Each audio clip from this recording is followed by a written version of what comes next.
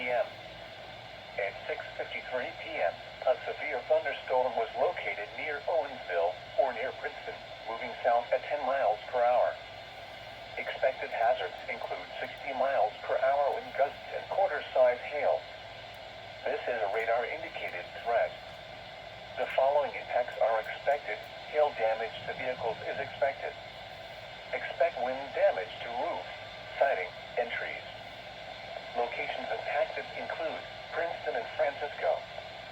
Repeating, a severe thunderstorm warning has been issued until 7:15 p.m. for the following county: Gibson, Indiana.